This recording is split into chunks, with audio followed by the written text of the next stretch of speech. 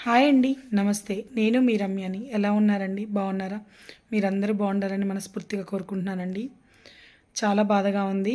ఒక వీడియో నేను చూశానండి యూట్యూబ్‌లో.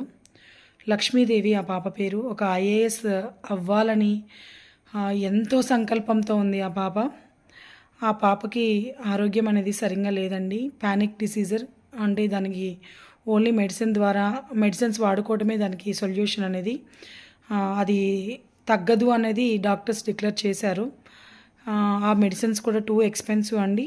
ఆ విషయాన్ని నేను యూట్యూబ్ ఛానల్‌లో చూశాను. వాళ్ళ తమ్ముడికి కాల్ చేసి మాట్లాడి డీటెయిల్స్ అన్నీ తీసుకున్నానండి. ఇవాల్టి మన ప్రయాణం నెల్లూరండి.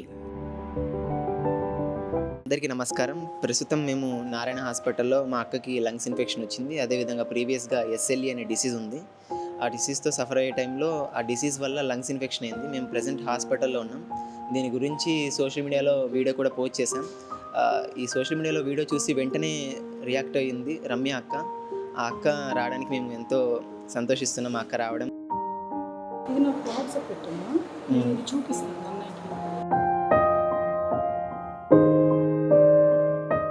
వచ్చి వెంటనే హెల్ప్ చేసింది. మేము అడక్క ముందేనే అసలు అక్క రావడం, హెల్ప్ చేయడం అయితే మాకు చాలా సంతోషం ఇచ్చింది.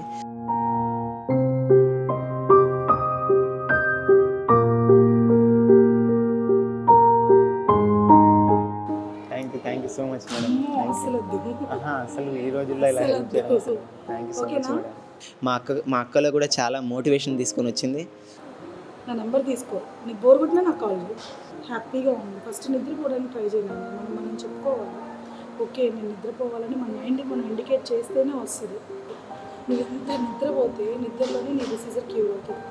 సైకాలజిస్ట్ ప్రాబ్లం ఏదైనా కూడా మానసిక సంబంధించిన ఏదైనా కూడా నిద్రలోనే క్యూర్ అవుతుంది. ఇప్పుడు పెద్ద పెద్ద క్యాన్సర్లో చచ్చిపోతే రేపొద్దున ఇల్లు చచ్చిపోతాం అని చెప్పిన వాళ్ళు కూడా 20-30 ఏళ్ళు